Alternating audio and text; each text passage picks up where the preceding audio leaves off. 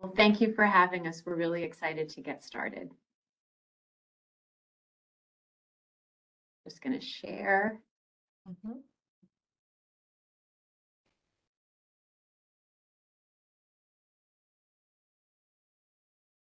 All right, well, as Tiffany said, we're from Greens Do Good, and we're really excited that you would join us today.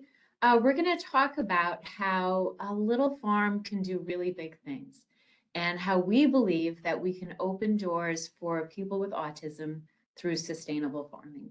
But first, let's introduce ourselves. Lisa, go ahead. Hi, everyone. So glad you could join us today. I'm Lisa Goldstein. I've been with Reed for 12 years.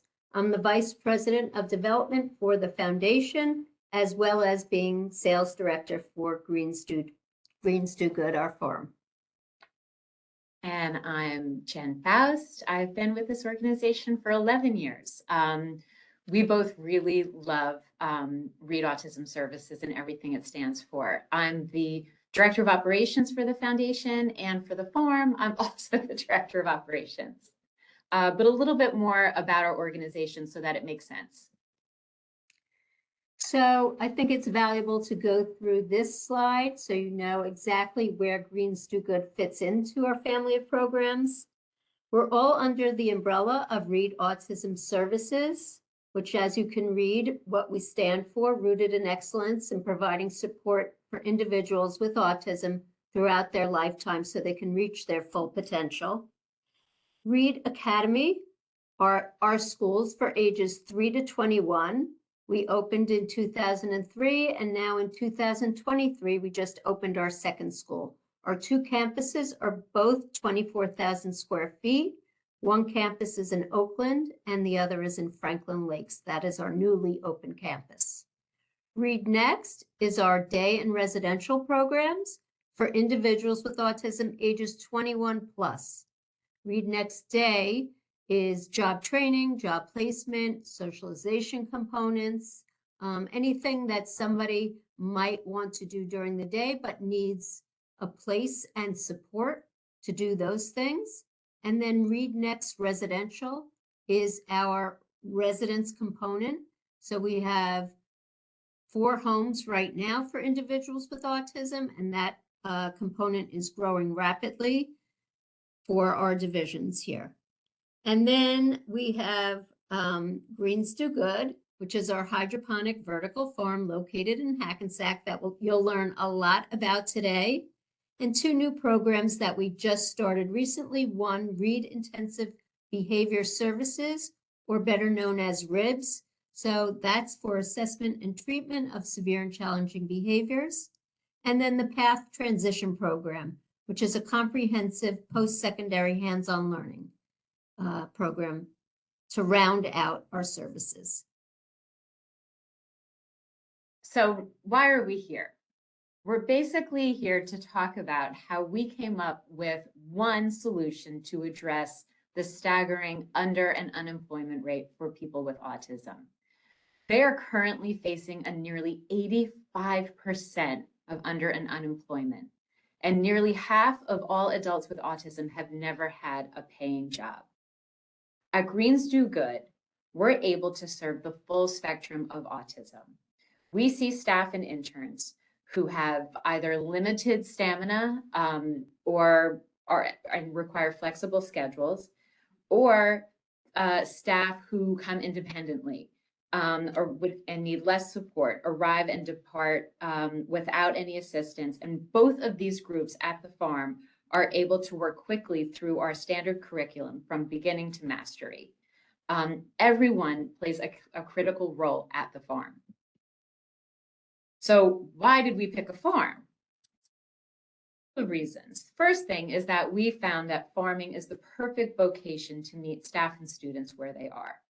Also, it's been evaluated by the Department of Labor and given a bright outlook seal, which means it is a career path with a high growth rate.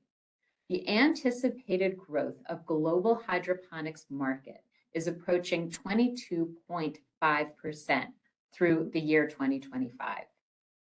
Jobs for agricultural technicians are supposed to grow faster than average, with an increase of 8% or more over the period of 2021 through 2031. Additionally, it fills a critical gap. Vertical indoor farming helps to address food insecurity in urban areas with year-round production of nutrient-rich foods. We know that by 2050, there will be more than 9 billion people on this planet, and we need to grow 60% more food just to meet minimal needs. The autism community can make a big impact in this.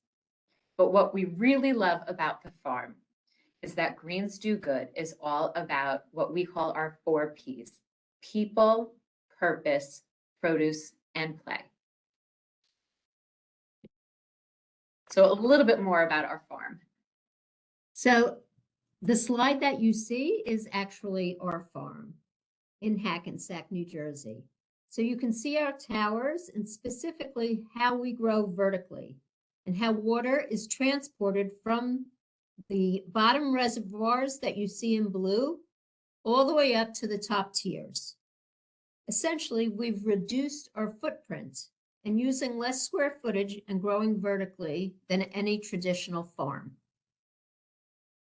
Our crops take between 2 to 6 weeks from seed to harvest, so it's very easy to transition crops and to plant whatever our customers are interested in. And it's a fairly uncomplicated pivot process for us to do that. Our farm is energy efficient, and what our customers love most is that we're herbicide and pesticide free. So some farm facts, and this is what we're growing year round. We grow basil, butterhead lettuce, spring mix, baby arugula, and more than 25 varieties of microgreens. But something that you may not really realize is that, as I said before, all of this is grown inside a warehouse, and it grows 365 days a year, rain, snow, or shine. If you saw it from the outside, you'd never imagine there is a farm inside. Actually, true story, we have multiple people that come to visit our farm, and they're dressed in boots and jeans and ready to trudge through a farm, and they walk into a magical wonderland. It's 3,300 square feet in an industrial center. It's sustainable, as I mentioned, because we use less water, less energy than any traditional farm. We grow in water because there's no soil or manure, and we don't need to treat any of the plants with herbicides and pesticides because of that. If we have any pests at the farm, we release ladybugs, and they take care of all the issues that we have. Our number 1 product is basil, followed by butterhead lettuce. Right now, there's a lot of interest in microgreens because of their nutritional content and the incredible variety of tastes. If you don't know about microgreens, the quick tutorial on them is that they're tiny miniature greens that mimic the flavor of any traditional green or vegetable. So we have basil microgreens, broccoli, carrots, radish, wasabi, to name a few. And there is a vast, vast majority. So we understand that it is sort of hard to visualize. We thought it might be easier to show you some video of inside our farm. This is a clip from Farm Dreams, which is a series on National Geographic that showcases the American farmer.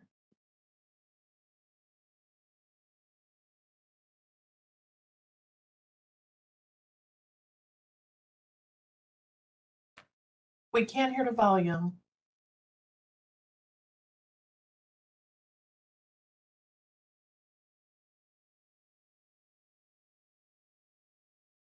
Should I play that again one more time? Did you get the volume? Yeah, we weren't able to hear it. Let me know if this works.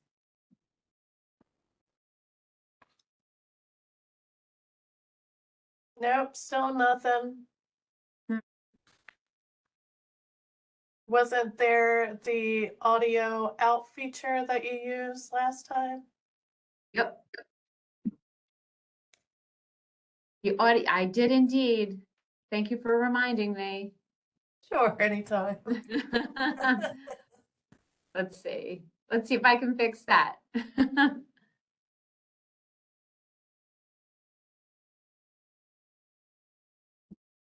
Thank you for your patience.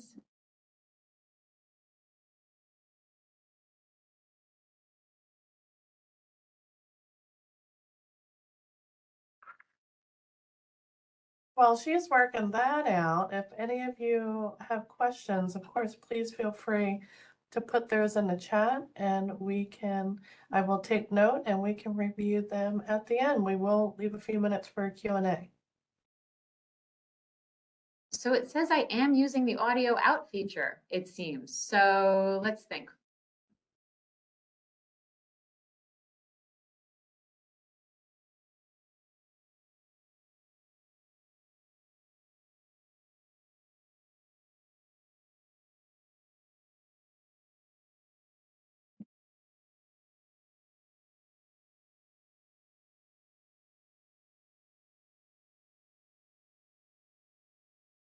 Nope, I still can't hear it. That's such a bummer.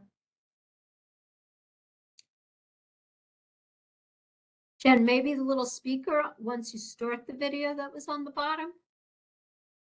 You see a speaker on the bottom? I did before. Oh yeah, when you start playing the timer. I saw a little speaker right there. It's Yeah, all the way up. yeah.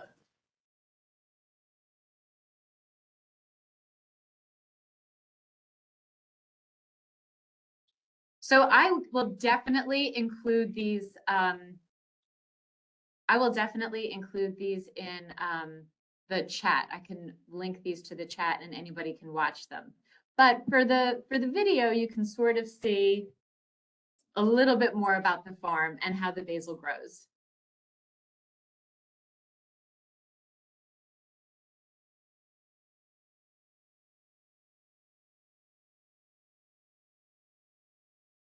Let's go to the next slide. Apologies, everyone. Okay, so pre-employment transition services are something we offer. Lisa, go ahead. Okay, so we opened Greens Do Good in 2019 to employ our own Read Next participants. It was conceptualized as an insulated program for Read. COVID then hit in March of 2020, and we had to send everybody home except our farm manager and our farm technician, who worked alternate shifts to keep the plants alive and our dream alive.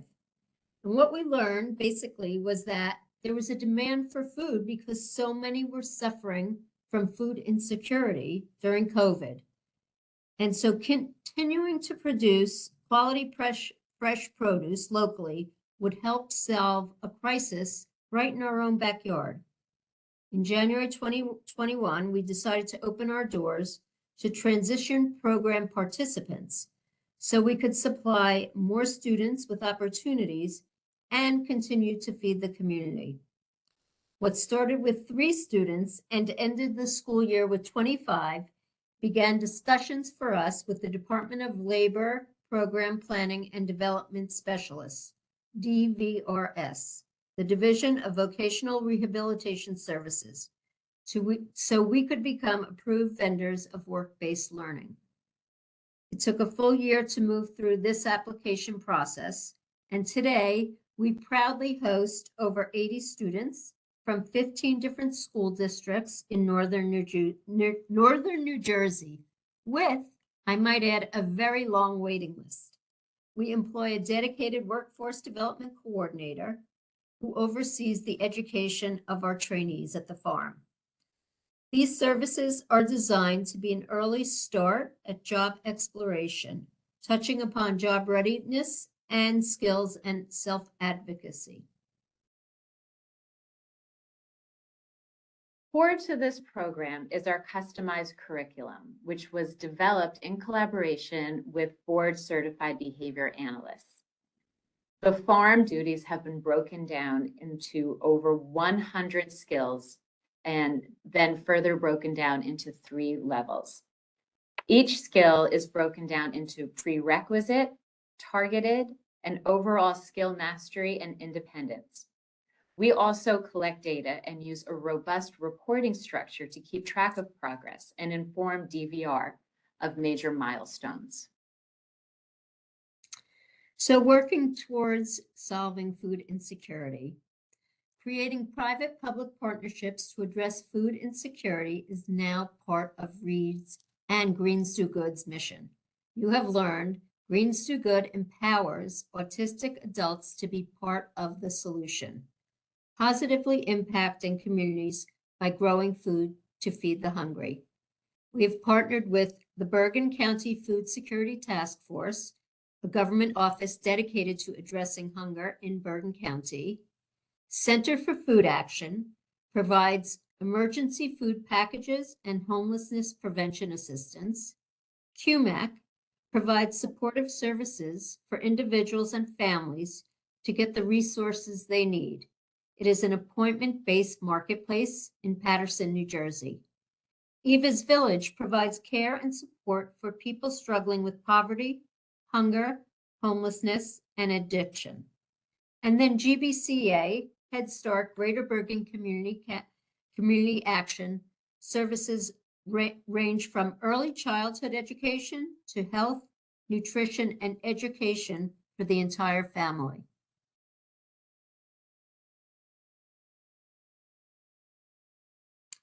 So revenue diversification. The one thing we want to be always is open and transparent. And we've mentioned it before, but vertical farming is very expensive. Basil alone cannot keep our farm doors open. Our operational budget is supported by sales of crops and other related items such as basil-scented candles made especially for us, school field trips and tours, and general sales to grocers, restaurants, country clubs, and direct-to-consumer through farm club subscriptions, our version of a CSA. As a nonprofit, we are very lucky to be able to receive donations and grants through private foundations, which make up nearly 30% of our funding, and the income from work-based learning is budgeted to be around 15%. Well, we wanted you to not just take our word for it, but to hear from people who worked on the farm and their parents. And this is another video, which we can share afterwards, but basically, and it's also from Farm Dreams, which is available on Disney Plus, Hulu, and anywhere you can get National Geographic on demand. But this is Finn. I know you can't hear it, but he's explaining how before he came to the farm, he was sort of lost. Socially, he was feeling a lack of growth in the program that he was in. He didn't have a lot of opportunity for speaking. It didn't have a lot of opportunity for expressing himself. Once coming to the farm, he really felt like he had been able to grow and sort of reach the goals that he was shooting for. And his father was saying how proud he feels. We really do believe that the pride that people feel in being valued in the workplace is sort of immeasurable. And that's one of the things that is sort of our big takeaway. It's not just employment opportunities, it's not just vocational training, but it's the pride of being valued.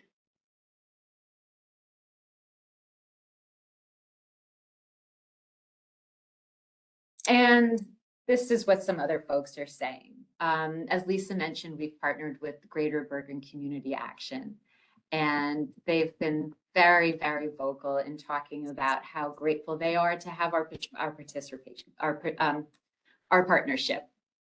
I don't have to read the slide, but it's just one testament to the impact that people with autism can make.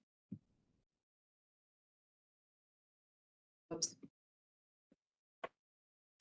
And this is Chef Tony. He's from Edgewood Country Club. Chef Tony was our first customer.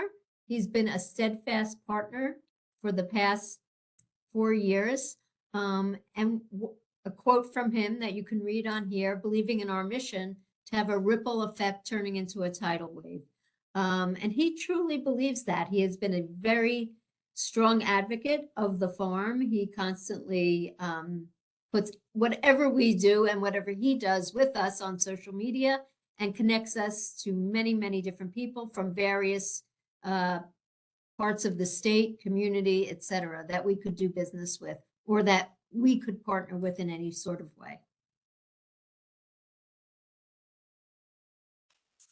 And one of the job coaches, again, you can read the quote from the transition job coach that accompanies student interns. So what's next for Greens Do Good? Obviously, the bigger we are, the more opportunities we can offer. We've identified an even more sustainable method for growing nutritional greens. Upcycled shipping containers are outfitted with rows and rows and rows of built-in all of the plumbing, the irrigation, and everything necessary for growing produce. So one typical pod yields about 37 heads of lettuce per month. But we've customized our pods. We've turned them into learning labs. So half of the pod is for education and the other half is for growing. So we can expect to grow and harvest 1,700 heads of lettuce per pod, and we now have purchased 4 pods. So the vision of this is ultimately that it would be adults with autism growing produce to serve the hungry and food insecure in our communities.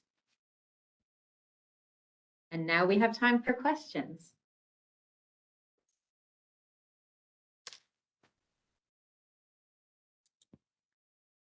Okay, I see one question in the chat. It says, is Bergen County one of the areas you operate in? It is. So Reed Autism Services has all of its headquarters in Bergen County currently. Our offices are in Franklin Lakes. The schools are Franklin Lakes and Oakland. Our residential homes right now are in Glen Rock with additional homes coming in Fairlawn, and the farm is in Hackensack. And when we grow, we are hoping that our 4 pods will land at the Meadowlands Environment Center through a partnership with the NJSEA and Ramapo College. So part of this partnership is also to offer individuals with autism an opportunity to attend Ramapo College and get a certificate in sustainability.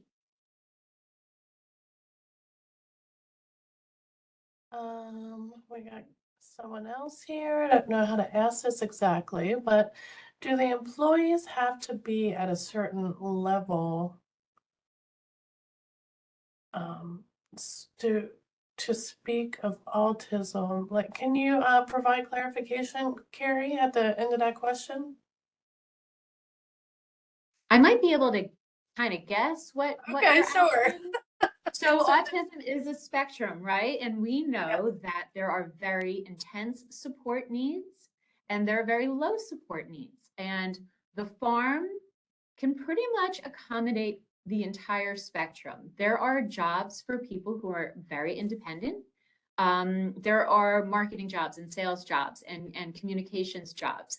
And for those that need a lot of support, like 24/7 support, there are jobs as well for you at the farm. There's seeding and inventory. There's packaging, labeling, and even delivering.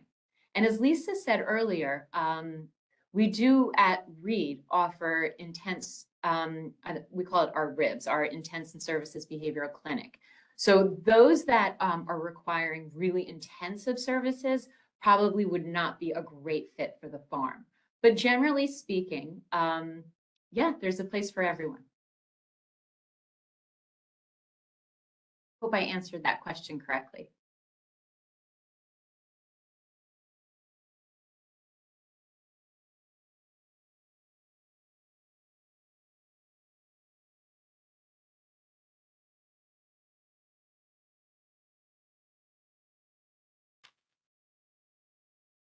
Anything else? Sorry, I was on mute.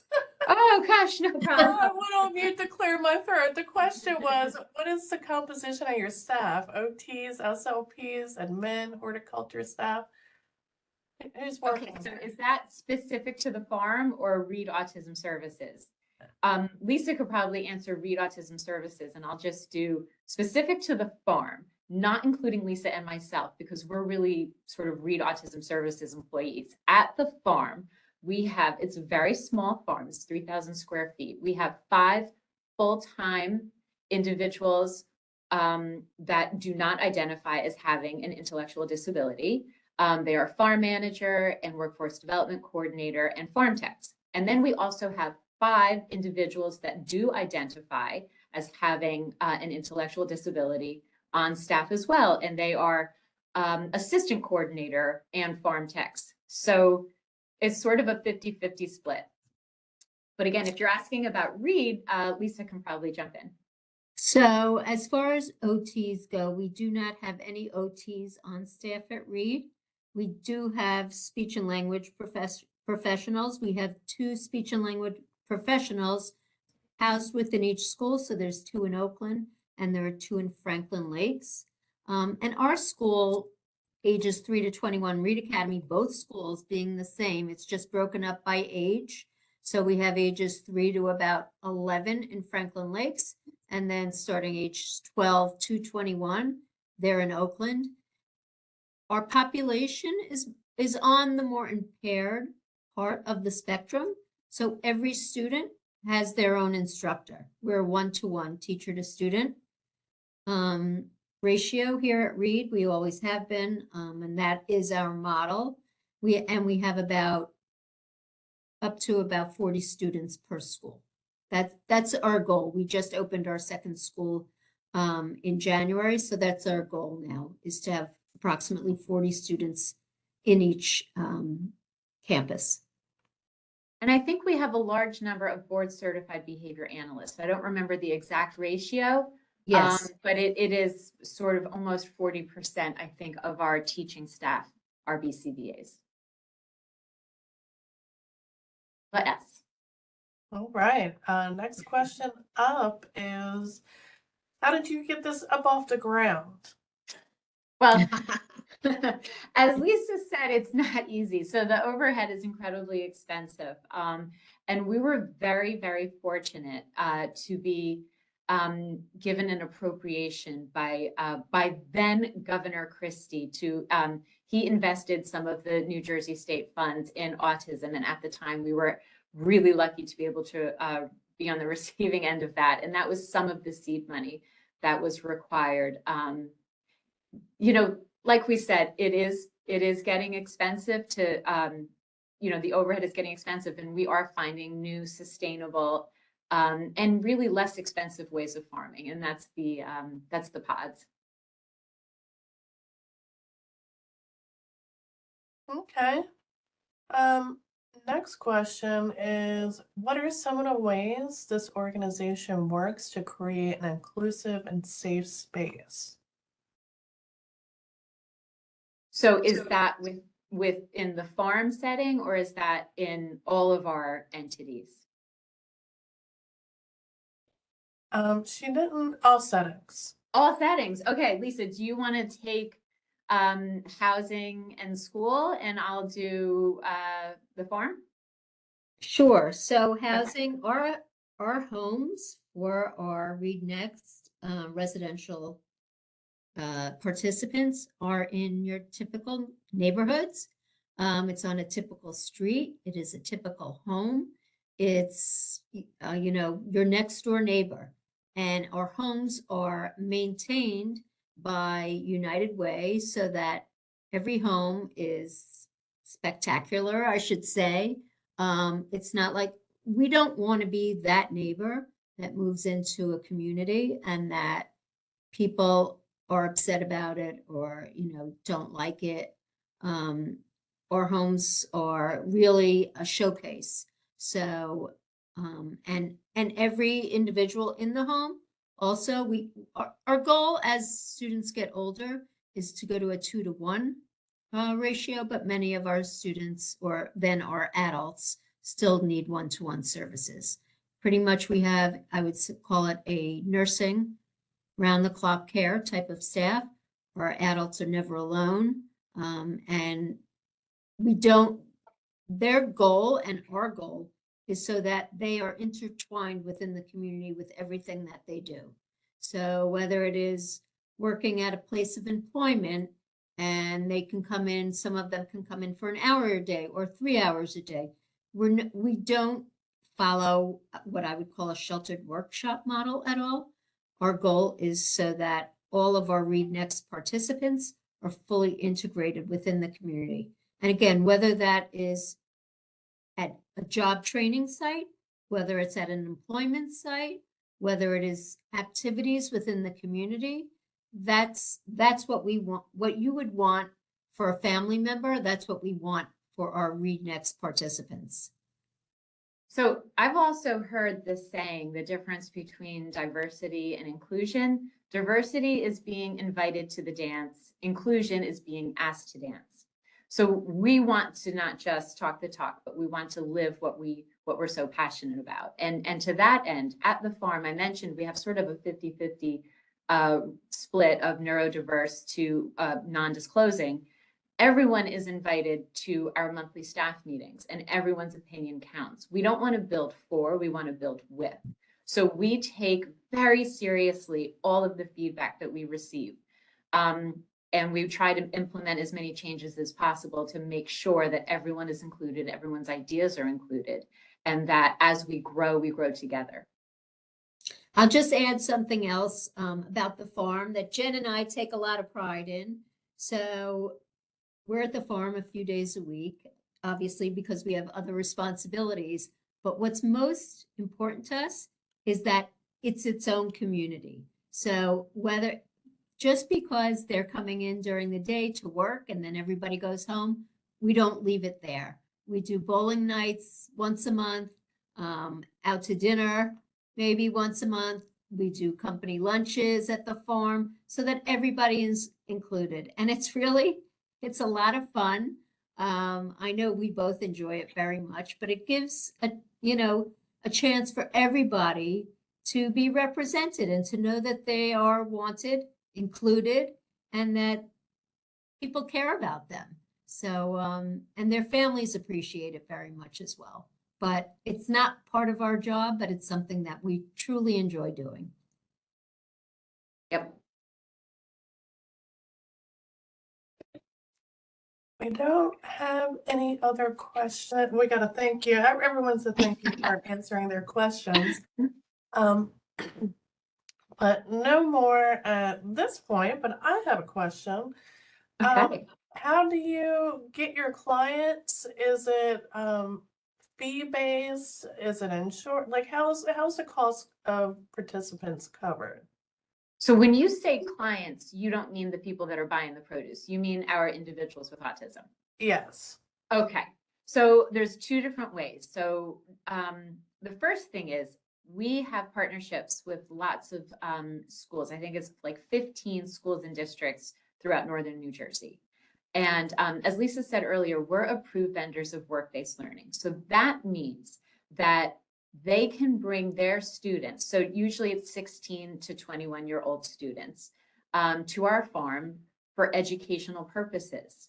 So because we are approved vendors, it's the state of New Jersey Department of Labor that reimburses us for the education that we're providing to each one of those students. And then we also offer paid employment opportunities for those students that finish the curriculum, really like farming, and want to work with us. I mean, obviously, interest is the most important thing you have to take into consideration. Some folks finish the curriculum and say, not so interested in farming. But for those who are really interested, we like to offer them a job if we can. Again, we're a very small footprint. So 5 is our max right now, and we're fully staffed. But, sometimes folks move on to other jobs and then more openings become available. Okay. Have other states looked at your model as an option? Because I know well, more and more people are being diagnosed with autism, the funding, the state funding for programs in schools and communities is not there to support all these people being diagnosed. It's a national problem. And yes, Lisa and I have been contacted by groups in Florida, Minnesota, Maryland, California, Brazil, just to name a few, asking us to replicate our model. Many of them are interested in like sort of for us to create a franchise experience.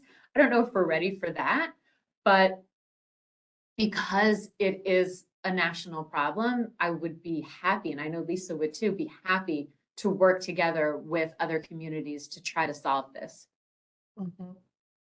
We did have one other question come up in the chat. They're asking, what sort of accommodations have you made for employees with autism? I'm thinking specifically of loud noises, as I know that many folks with autism have issues with those. Yes, thank you for asking that. It's such a good question. So a couple of things. We really aren't just saying that we take inclination and interest to heart. We do. If it's not a great fit, then really we don't want to force you to come to the farm. So if you struggle with fine motor skills, probably not a great fit because a lot of the jobs are require fine motor skills. If you do have an aversion to loud noise, it may not be a great fit, but if you really want to farm, what we've done is offer headphones. We have sunglasses if the lights are too bright. We have headphones if the noises and the ambient noises are pretty noisy. Headphones if the noises are aversive. Also, we offer breaks. Sometimes we have a schedule of breaks, but way more than a typical worker and as needed. So if someone is feeling a little bit frustrated and needs to step away, they're welcome to go to the office lounge and relax for a few minutes, set a timer, and then return to work when they're ready. We also offer, we don't provide the job coaches, but we're happy to work with agencies that provide job coaches to talk about the best schedule that would meet the needs of the individual. And Lisa, did I leave anything out? I don't think so. I think you were spot Snacks. on. Yeah, okay, snacks, lots of snacks because we want them too. So it's incentivizing for everyone.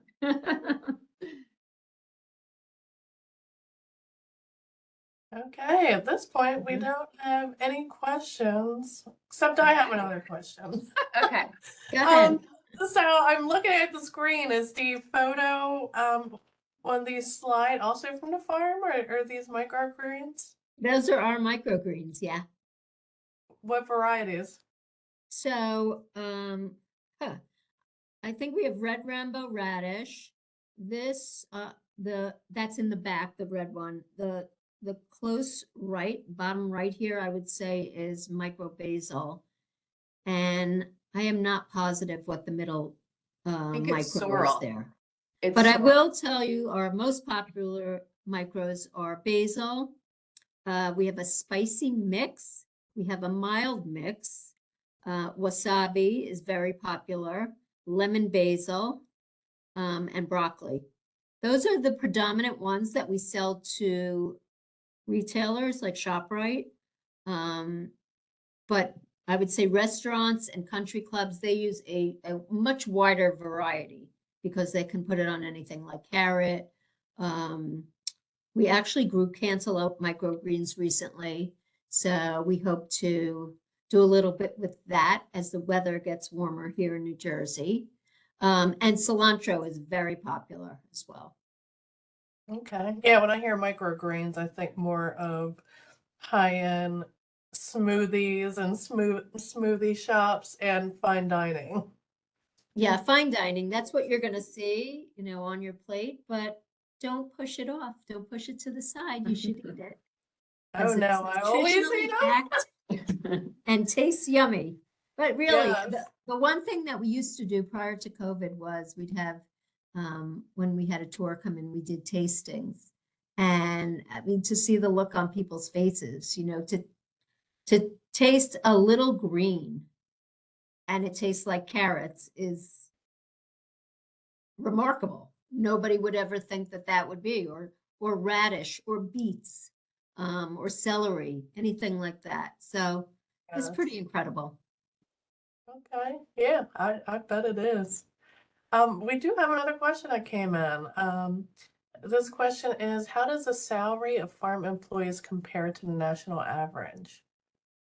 So I guess you're asking about minimum wage. I'm thinking, or because the national average is really skewed because of the giants like Aero Farms and Bowery. They overpaid their staff by a lot, and each one had, volumes of firings and terminations to make ends meet or declared bankruptcy. So it's kind of a wonky space, but at Greens Do Good, everyone is paid the same amount. So it's not like people with autism are paid less. The agricultural minimum wage is lower than the national minimum wage, but again, we do not discriminate. So the salary that we've set is for everyone. So our part-time rate is our part-time rate. Our full-time starting rate is our full-time starting rate. Okay. And no other questions at this point. Is there any last minute Well, I guess tidbits? the only thing that I would leave everyone with is that, we found sort of a novel approach to finding employment for people on the spectrum. And I would encourage everyone to continue to do the same, because all too often, autistic folks are sort of pigeonholed, right? In either like the custodial pursuits or, in jobs that don't have growth, right? So I would just encourage everyone to think outside of the box. Farming is just one solution to solve this under an unemployment rate. I'm also thinking not only for autism, but areas that are food deserts. But Mhm. being that it's so expensive, that's a hurdle to It is. overcome. Well, thank you for having us. We really enjoyed presenting today, and happy to provide any follow-up if you want to. Lisa and I are both available, by email on our website if you need to ask us questions. And again, I would encourage everybody to watch Farm Dreams, which is on Nat Geo, for the audio of those clips that I was not able to present. Thank you, everyone, for joining in today. Yes, thank you all for joining us. We appreciate it. I thought this was a great presentation, and I think it's such a fascinating program that you have going. And for the reasons I mentioned before with the rates of diagnosis and services, I'm hoping that more states, like you said, think out of the box to get needs met for folks living with autism, because it's a huge issue. I used to see in my line of work, before I became a librarian, I was a clinical social worker, and services were definitely lacking for this population. So, so I don't know if you're following the chat. People Yeah, are, I just saw someone's from Franklin Lakes. Yay! I was Oh, born and nice. raised. Awesome. Thank you, thank you, thank you. yes, I'm so happy you all appreciated the presentation and enjoyed it. And thank you both again for coming. Thank you Since for we having don't us. have, yes, since we don't have any more questions, I guess we can go Okay. ahead and end this presentation. So Okay. thanks to the participants and our speakers, and hopefully we will see you at another NNLM webinar in the future. And lastly, I just put the link to the evaluation in the chat again for everyone. Follow that link, complete the evaluation, and then you will be given your MLA code to get access to your MLA credits. So thank you all again, and have a great day. Thank you, everyone. Bye-bye. Bye.